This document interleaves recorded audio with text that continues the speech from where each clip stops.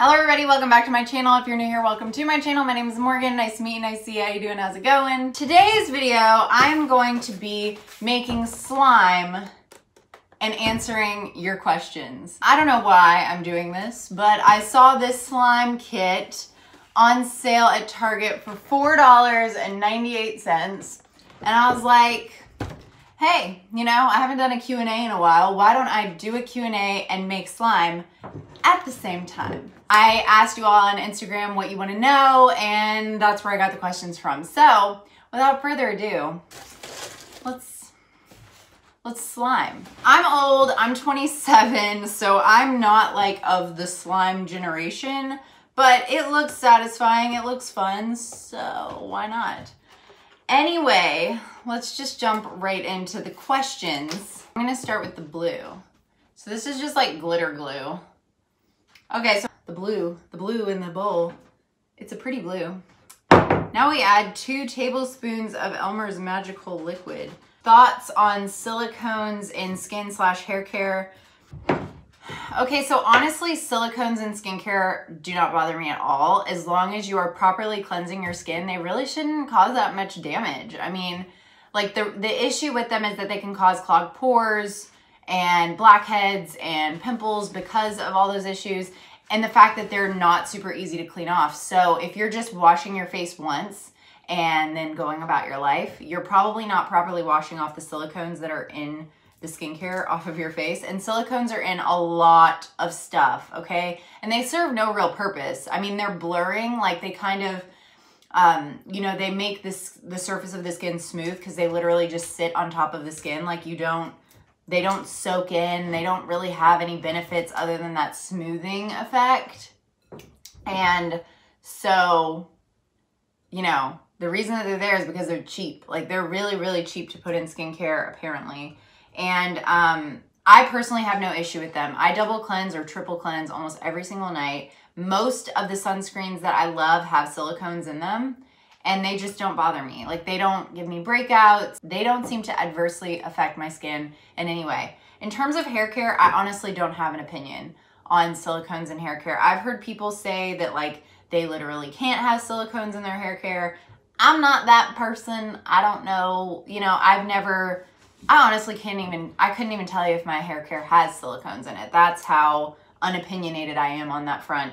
To be honest, I'm not super picky about what's in my hair care, and I'm happy with my hair, so I guess that's my opinion. As long, it's really contingent on the person. If you're someone that's sensitive to silicones, then by all means avoid them. But in my opinion, things like essential oils, synthetic fragrances, phenol, linalool, all of those things are much more important to avoid than silicone is for me personally. What is my favorite workout clothing? Oh God. This isn't working, you guys. Oh, I didn't read the directions. You're supposed to do that twice, so please hold. Anyway, my favorite workout clothing is, and I hate admitting this because I too agree that they have raised their prices and not raised their quality. But Lululemon is still my favorite in terms of like high-end athletic wear. I just love Lululemon. I can't help it. Their stuff is so freaking cute, right? Like it's so cute, and they have the most like, I don't know, on-trend styles. Is that right? I don't know if they're actually on trend, but they always have things that are eye-catching to me, that are like notably cute. And I remember back in the day when you could not even find cute athletic wear, like it was really barren out there. You had like your Under Armour t-shirts and things like that. And then I found Lululemon and I was like, oh my gosh, this is so cutting edge. And now like a lot of brands do that, but there are issues that I have with other brands, I guess, that make me not like them as much as Lululemon. Like a lot of them are comparable in price, like Aloe Yoga is the only one I can think of off the top of my head for whatever reason. And honestly, it is they're basically exactly the same price point, and the quality to me is pretty much exactly the same. So I see no point in straying in that direction, even though they also have cute things. I do own quite a bit of Aloe Yoga stuff. Oh God. But I just prefer Lululemon. I prefer their marketing. I prefer their presence in the world. I don't really know why I prefer their presence in the world, but their stuff just, I know what size I wear and it fits me well, and I am pleased with the performance of the gear that I get there, even though I do agree with all of the people who think that their quality has gone down in the past few years, and that they could definitely have not raised their prices while lowering their quality, because that was like really not cool. This is kind of gross. Like, so yeah, that's my favorite high-end workout or athletic wear. In terms of like more affordable stuff, I like Nordstrom Rack for finding affordable brands, as well as like TJ Maxx. Yogalicious is not as bad as it sounds like it would be. Like, I have a couple pairs of leggings from them, and they were literally like $12 each, and they're great, and I got them at TJ Maxx. Zella is great. I don't know if you'd consider Zella to be affordable. It's from Nordstrom, but their stuff is real cute, and it is definitely cheaper than the Lululemons. Is blogging your full-time job, and how did you get started? So, no, blogging is not my full-time job. I wouldn't even call what I do blogging. I call myself like a content creator because, like, to be honest, I abandoned my blog a while ago. Like, I haven't posted on my blog in a while. I really need to like get back on that. It's just that I've been doing so much. I'm covered in slime. This doesn't feel right because it's just stuck. I've been doing so much on Instagram and YouTube that I just haven't honestly had the time, oh my gosh, to dedicate to, I haven't had the time to dedicate to all three of the platforms. So I pretty much abandoned my blog, which is sad, but I will get back to it when I have more time. So yeah, I wouldn't call myself a blogger at the moment. I don't know what I would call myself, but I will say that this is not my full-time job. No. I wish it was my full-time job. That would be flippin' awesome, but no, it is not. It is, I have like a day job, and a lot of people actually ask me what I do for a day job, which is funny because it's like the one thing that I do not like talking about on the internet. I mean, I don't talk about like where I live pretty much, but I do not like talking about what I do for work on the internet. So, sorry to everyone that asked me that question. I cannot answer it because my brain is stupid and thinks that that's a TMI topic. Oh, and how did you get started? So I'm gonna do the red now. Okay, it's a long story. I have wanted to do like a blog or YouTube or something for a long time, and I could never motivate myself to actually do it. Like, I'm talking years, like 4 or 5 years ago, I wanted to start doing this, and I just couldn't motivate myself to start doing it. I had a camera, I bought all the stuff to do it, but I just couldn't. And then I had this friend. She's probably my oldest friend, and she is a terrible, or she was a terrible friend, and we're not friends anymore because she's a terrible friend. And it was a really toxic relationship, and I had a lot of issues with that relationship. You know, those friendships or relationships or whatever where you just feel like you give 100% to it and the other person gives like 20%. That's what that was. She would always cancel our plans. She was definitely not, and this is gonna sound really conceited, but she was not as good of a friend to me as I was to her. And it took me a long time to like acknowledge that, but whenever we would hang out, she would always cancel. Every like 5th time she'd follow through. And when we would hang out, we'd get to where we were going and she'd be like, oh, I have to leave in like 40 minutes. I have somewhere else I'd have to be. So she would always do that. And I was always there for her. Like, if something was going wrong with a guy or her family or whatever, I was always there. And I was always kind of like a reserved person. Even with her, I would share things, but I wouldn't share a ton of things. And so my husband, a lot of people know this, but a lot of people don't, I guess. My husband moved to Seattle when we had been married for about a year and some change. And he moved to Seattle to do an academic program.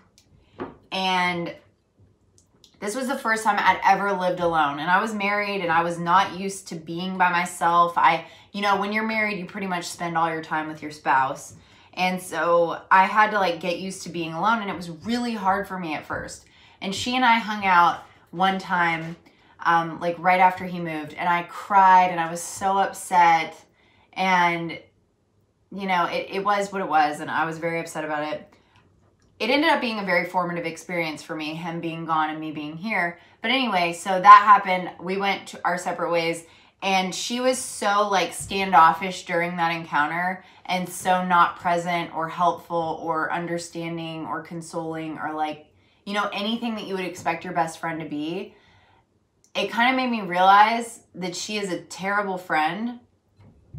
And after that, I decided that I wasn't going to like initiate contact anymore. Like I didn't want to talk to her about it because I didn't know how.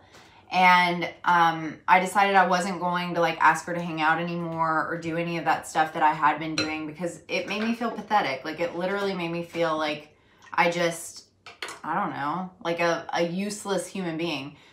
So she texts me like a month later, and she had forgotten that my husband had moved to Seattle. She continually forgot where he'd moved, why he'd moved, and like, it was just crap. I mean, even still, like, we don't talk much anymore, but if we do, she's always like, are you all still in Seattle? And I'm like, we haven't been in Seattle in 2.5 years.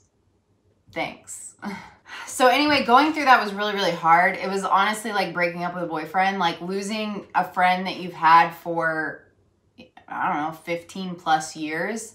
It was not easy for me. And I needed an outlet, a way to cope, a hobby, something to do that was, you know, something fulfilling that I could do that made me feel good, that made me feel like I was a part of a community, or, you know, something. Like I just needed something. And that's why I started blogging and like doing Instagram stuff and social media things as a whole. And it was, I don't know, it was the perfect outlet for me, and I'm so grateful for it. And I am so grateful for that friend not really being in my life anymore, because she made me feel really bad about myself. This one's much more slime-like. That was a long story, and I apologize. So anyway, now we have 2 slimes. We have a blue slime and a red slime. Oh God, look at that. Oh God. I think this one's wrong. Like this one doesn't feel right. I don't know. That's how I got started. My husband was also a very like big encourager and supporter of me starting my stuff. So kudos to him for being awesome and helpful. If you could only use one skincare and one makeup brand for the rest of your life, which brands would you choose? That's a terrible question. That's like asking someone to choose a favorite child. Honestly, is this distracting? Is it disgusting? I want to braid it. That would be fun. Anyway, for skincare, I'm going to have to go Drunk Elephant, even though I really don't want to, because I feel like that's a really predictable answer, especially coming from me. But like, they have everything that I need. They're pH conscious. They're essential oil free. They work well for my skin. I just have to choose that. Makeup is way harder. I don't even know. I really don't even know. I love Charlotte Tilbury, but her base products don't work for me. Hourglass, maybe. I really love Hourglass. I love their mascara. I have never used their eyeliner, but I imagine it's decent. Oh God. So I'm gonna go Hourglass because I really love Hourglass, But yeah, just know that that question rips my soul in half. Next, Ulta or Sephora? Sephora 100%, even though I'm still upset about the Sephora squad. How do you make time for yoga, and when do you find is the best time of day to work out? So the best time of day to work out is whatever time of day you can work out. Like any time, like if you have 15 minutes in between lunch and going back to work, that's the perfect time to work out. This is terrible. It is so stuck to my hand, oh my god. You think that I'm just sitting here playing with it, but really I'm just trying to get it off of my hands. The best time of day to work out is whatever time of day you have time to work out. So here's my spiel. I've been working out for a long time, like 5, 6, 7 years. You know, I don't do anything intense. I don't like lift heavy weights or anything like that. Like I'm not that kind of workouter. I do yoga and I do body weight training and cardio and things like that.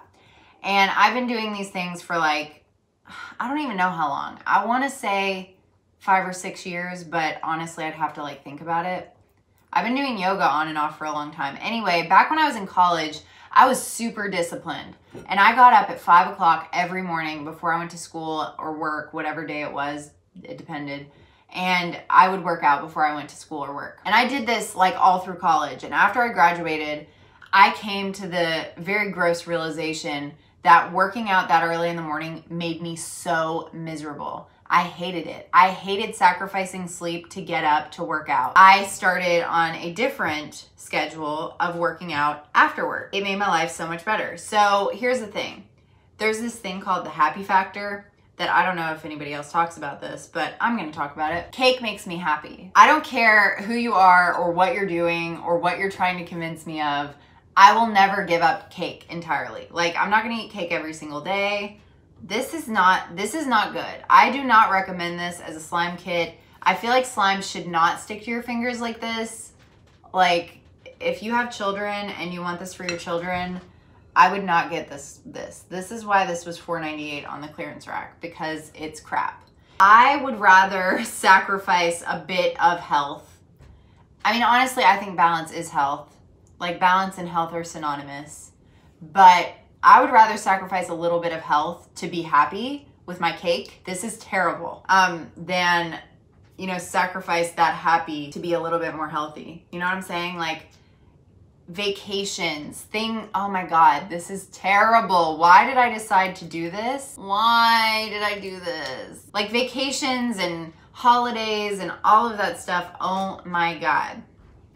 Vacations and holidays and all that stuff, they're so food centric. Like you literally can't enjoy them if you're on this super restricted diet. I talk to certain people about this literally all the time, like how we've been there and we've done that and it's miserable, and like it's a formative experience. You learn from it. I'm pretty sure I learned from it anyway. And I would never do it again. Like it's not worth it to restrict yourself in that way. And, you know, not enjoy your holidays, not enjoy your vacations. Like, muscles are cool. Being semi-lean is, you know, it is cool if you like that. And all that stuff. But, like, nothing is more important than being happy. So, I am a very strong proponent of people moving and doing exercise and being active, even if it's just, like, 12 seconds per day. But if it really makes you super miserable, reassess, make a new plan. But yeah, any time of day is the best time to work out. Whatever time you have is better than not working out at all. A lot of people ask me what my favorite clothing stores were. It's a pretty standard response, y'all. I like Anthropologie, Madewell, Revolve, Free People. Those are my favorite. Like those are pretty much the only places that I shop. I like boutiques, but I find it so difficult to find things at boutiques that are genuinely unique without being like $4 million. You know what I'm saying? Like I do not shop for clothes very much at all.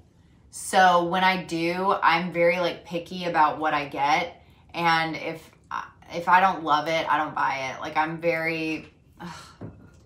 There are so many people that like compulsively shop for clothing, and I'm not that person. I'm so picky about clothes. It's really stupid. Favorite eye brushes. I love the Lila Beauty eye brushes if we're talking high end. I love Thrive Cosmetics eye brushes. I think they're great. If we're talking on the affordable side, Shop Miss A has some surprisingly good eye brushes and makeup sponges and foundation brushes. Like honestly, they're pretty much all that I use right now because they're so affordable and they work really well. And I never use a foundation brush twice before washing it. So they make it really easy to have an abundance of foundation brushes. And I don't know why anyone would click on this video. Do you have a degree? I do have a degree. I have a degree in history, which is honestly not a very useful degree. My husband gets very mad at me when I say that, but it's true. All of the skills that I have that are not like related to museum work are basically the skills of an English major or a writing major. So why wouldn't someone just hire an English major or an English degree holder instead of me? Like what I do for my occupation does not have anything to do with my degree, aside from the fact that you need a degree to do it. So yeah, I have a degree. It's in history. Unless you're going to get a PhD or a master's or live in a big city with a lot of museums, I 10 out of 10 do not recommend a history degree. I loved the coursework. I loved the subject matter and the faculty and the readings and all that stuff, but I applied to so many jobs afterwards and didn't get any of them, and it was really devastating. Plus there are like no museums where I live, so that was short-sighted. They should really do a better job at preparing you for the real world outside of university when you're in college, because honestly, I feel like I didn't have any help. Not that it's their job, I know, we're adults, all that stuff. Anyway, in terms of rating this kit, that's the last question that I wrote down because I have been talking for 33 minutes and I knew that it would be this way, so I only wrote down a certain amount. So in terms of this kit, this $4.98 kit from Target, this is what we've got. This is the blue slime. This is actually at a manageable consistency now where it doesn't just stick to my hands and make a stringy freaking mess. But the red one never got there. It is very, very sticky, very, very stringy. I don't know what the difference is because they both had like the exact same recipe. And I did exactly the same things to each of them. Maybe it's that I handled the blue one more. Maybe I should handle the red one more. But yeah, I can see why this is a thing. It's very satisfying and feels very interesting. So kids know what's up sometimes. The fidget spinner thing I'll never get. But slime, I understand. So yeah, welcome to this channel. This was a really weird video. I apologize. I promise my videos are not always as odd as this, possibly. But this is signifying a change in my content. So I've been saying this for a long time that I'm gonna start including more like fashion, lifestyle, more bits like that instead of just beauty. And I'm actually gonna do it now because there is no reason for me not to. YOLO, this is my channel, this is my space. I am still gonna talk a lot about skincare because I freaking love skincare, but every now and then maybe you'll watch me make slime and play with it on camera for 35 minutes. So thank you so much for being here. I love you and I will see you all next time. Peace.